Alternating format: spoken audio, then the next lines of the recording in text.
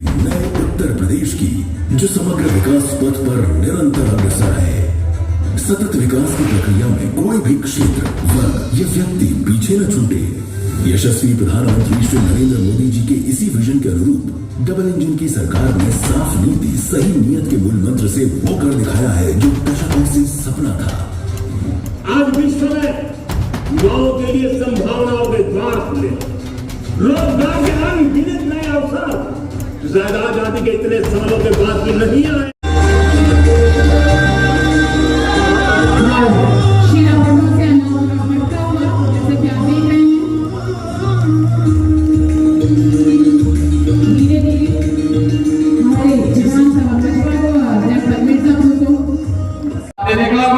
युवाओं को यहाँ पे स्मार्टफोन और टैबलेट वितरित किए गए। क्या ये जाति देख करके? नहीं। इन योजनाओं का लाभ उन युवाओं को तकनीकी दृष्टि से सक्षम बनाने के लिए और प्रधानमंत्री मोदी जी के डिजिटल इंडिया की परिकल्पना को साकार करने के लिए आज एक कार्यक्रम यहाँ पर उन्हें वितरित किया जा रहा है। यूपी के अंदर हम 2 करोड़ युवाओं को टैबलेट और स्मार्टफोन दे रहे हैं। 2 करोड़ युवाओं को याद करिए, 2 करोड़ युवा जब टैबलेट और स्मार्टफोन के माध्यम से अपनी तकनीकी दक्षता के माध्यम से इसका लाभ देश को देंगे तो भारत $5 ट्रिलियन की इकोनॉमी बनने की दिशा में अग्रसर होगा। भारत विकसित भारत की परिकल्पना को साकार करेगा।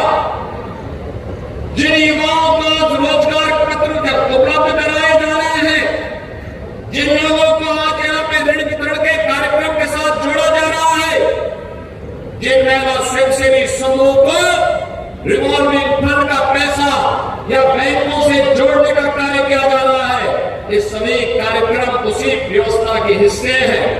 मत्स्य संपदा योजना के अंतर्गत भी एक बहन को आज यहाँ पर इस प्रोजेक्ट को आगे बढ़ाने के लिए अनुदान की पहली किस्त जारी होती है। बहनों भाइयों, 56 लाख गरीबों को मकान दिया गया है कि पिछले 7-7.5 वर्ष के अंदर 2 करोड़ 62 लाख से भी गरीबों के लिए एक शौचालय का निर्माण करवाया गया।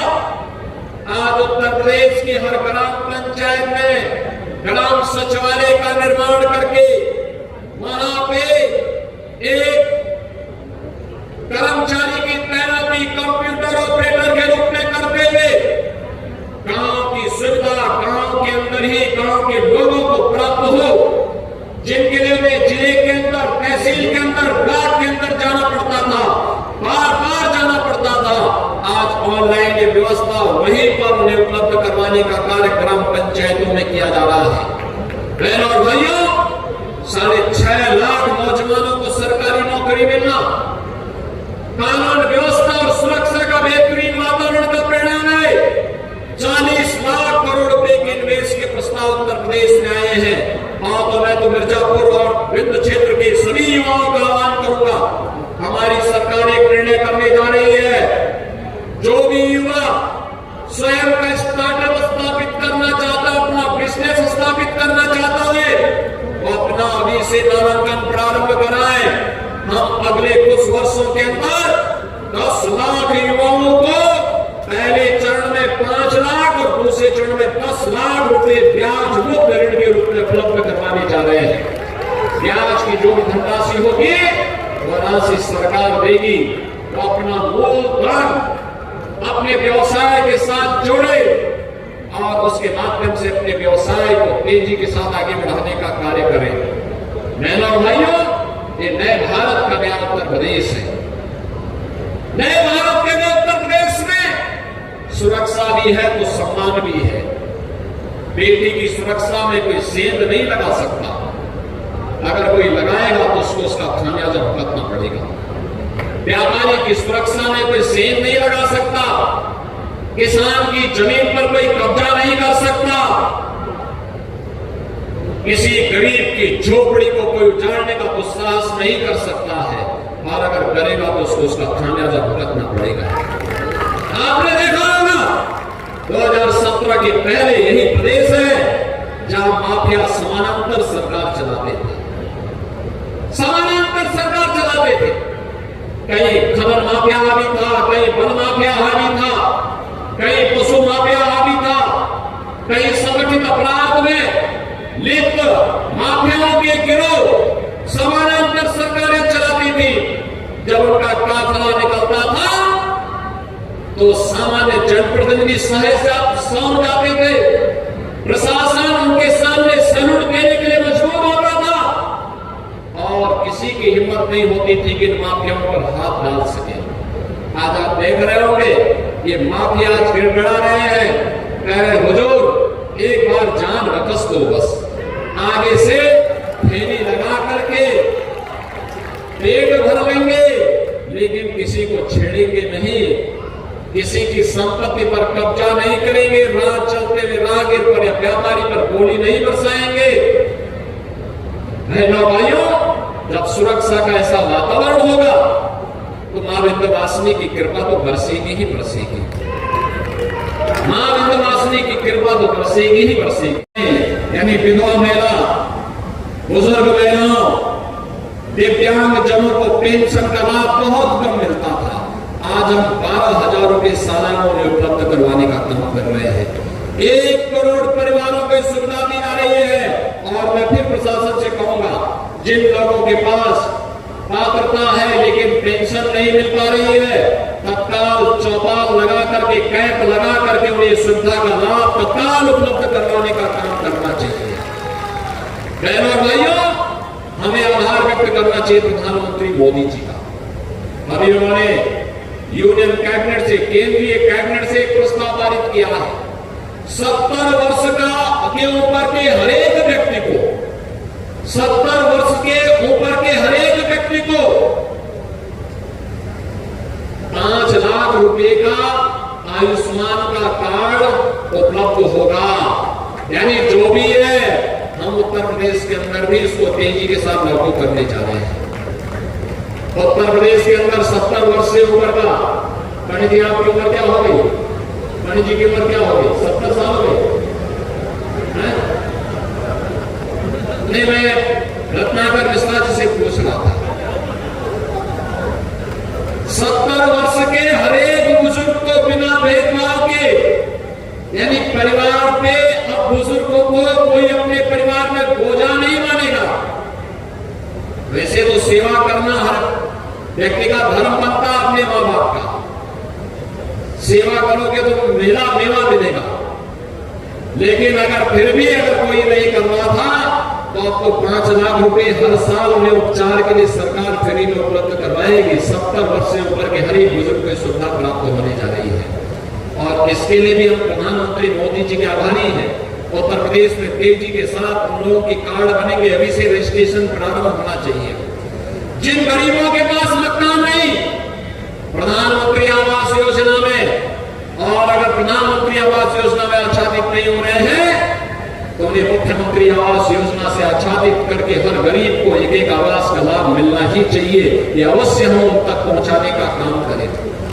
जिन गरीबों के अब तक राशन कार्ड नहीं बन पाए हैं, किन्हीं कारणों से नहीं बन पाए हैं, तत्काल वेरिफिकेशन करवा करके उस गरीब को राशन की सुविधा का लाभ और फ्री में राशन की सुविधा का लाभ मिले, इसके साथ हमें जोड़ने की कार्रवाई को तेजी के साथ आगे बढ़ाना चाहिए।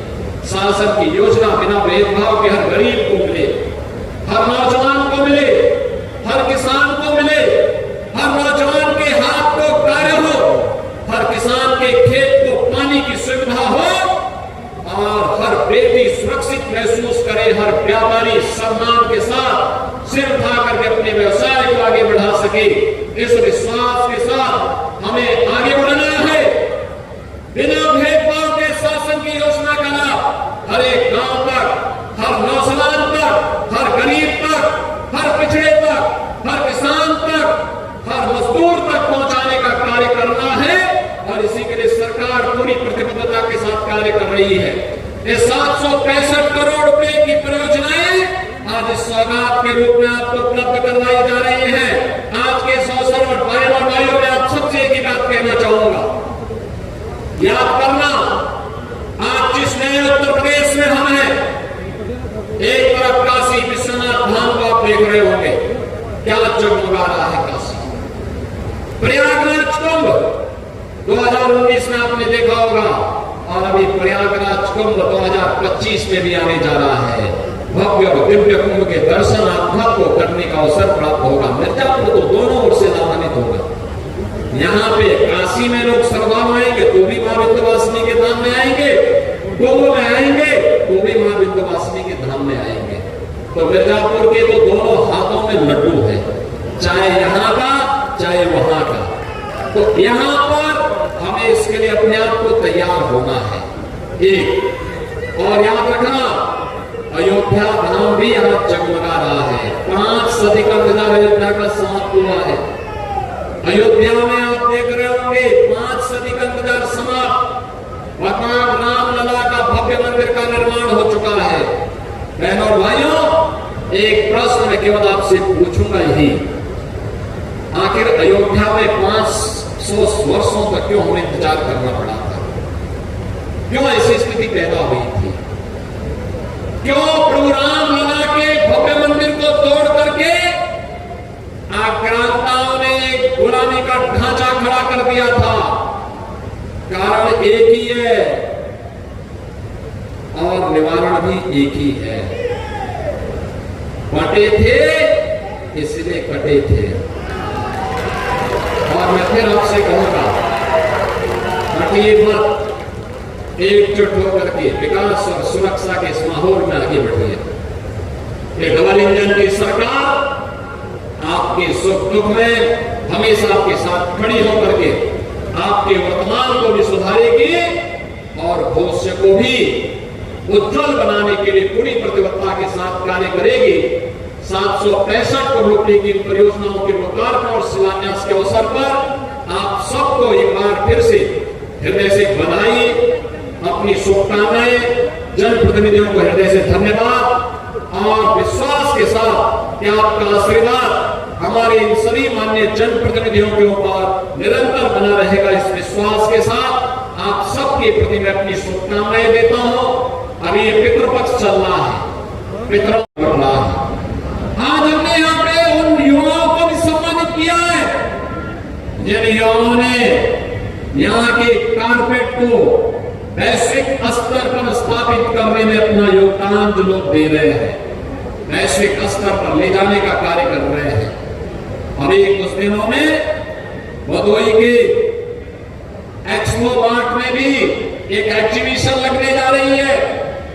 बेहतरीन रूप से दुनिया के अंदर इस क्षेत्र में क्या कुछ हुआ है और हमारे हस्तशिल्पी और कारीगरों को भी अपने अपने प्रोडक्ट को, अपने अपने कारपेट को डिस्प्ले करने और नए ऑर्डर प्लेस करने की एक नया अवसर प्राप्त होगा। अभी परसों 25 सितंबर से लेकर के 29 सितंबर तक इंटरनेशनल ट्रेड शो का आयोजन हम ग्रेटर नोएडा में करने जा रहे हैं। बहनों और भाइयों, उसमें मिर्जापुर भदोई की कारपेट को भी हम लोगों ने वहां स्थान दिया है। यहाँ के प्रोडक्ट को भी वहां पे हम एक बार दुनिया के सामने शोकेस करने का अवसर उपलब्ध करवाएंगे। यहाँ का हस्तशिल्प भी सम्मानित होगा, उसे भी आगे बढ़ने का अवसर प्राप्त होगा और यहाँ का प्रोडक्ट अगर एक्सपोर्ट होता है तो मान करके चलिए कई गुना मुनाफा वो कमाने के लिए आगे बढ़ेगा। पैसा आएगा, उस पूंजी को यहाँ लगाएगा तो विकास तो मिर्जापुर का ही होगा, भदोई का ही होगा, सोनभद्र का ही होगा। और इसीलिए आज हम सब आपके पास आए हैं। जो लोग जातिगत नंगा खेल खेलते हैं, समाज को आपस में लड़ाने का कार्य करते हैं, ये वही लोग हैं जो माफिया और बड़े बड़े अपराधियों, दुर्दांत अपराधियों के सामने पहले गिड़गिड़ाते थे, नाक रगड़ते थे, दंगाइयों के सामने नाक रगड़ने का काम करते थे। आज जब प्रदेश विकास की एक नई धारा के साथ आगे बढ़ रहा है, एक नई पहचान के साथ आगे बढ़ रहा है, तो ये विकास अच्छा कैसे बन सकता है? वो बैरियर बनकर के फिर से खड़ा होना चाहते हैं। वे आपके वर्तमान को तो खराब करना ही चाहते हैं, आने वाली पीढ़ी के भविष्य के साथ भी खिलवाड़ कर रहे हैं। और मेरी आप सबसे अपील होगी, याद रखना, वर्तमान को तो ठीक करना ही करना है, आने वाली पीढ़ी के भविष्य को मजबूत बनाने के लिए ऐसी सुदृढ़ नींव का निर्माण करिए, कोई माफिया फिर से आपकी व्यवस्था में हावी न होने पाए, उसको फिर से सिर उठाने का अवसर न मिलने पाए। और इसके लिए मैं आप सबका आह्वान करूंगा। विकास की इस धारा के साथ जो प्रधानमंत्री मोदी जी ने सबका साथ और सबके विकास का नारा दिया है, उस अभियान को मैं गांव-गांव तक, घर-घर तक पहुंचाने का काम करना है। जैसे मां विंध्यवासिनी का धाम आज चमक रहा है, देश और दुनिया को अपनी ओर आकर्षित कर रहा है, जैसे आज मिर्जापुर जनपद 4 लेन की कनेक्टिविटी से बेहतरीन तरीके से जुड़ चुका है, जैसे यहाँ मेडिकल कॉलेज, विश्वविद्यालय और नर्सिंग कॉलेज का निर्माण तेजी के साथ आगे बढ़ा है, जैसे हर घर नल की योजना तेजी के साथ आगे बढ़ी है, ऐसे विकास का एक कदम, यह सिलसिला अनवरत रूप से आगे बढ़ता रहे, इसके लिए एक और हम आए हैं और दूसरी तरफ मैं आपको आश्वस्त करने के लिए आया हूं। बहनों और भाइयों,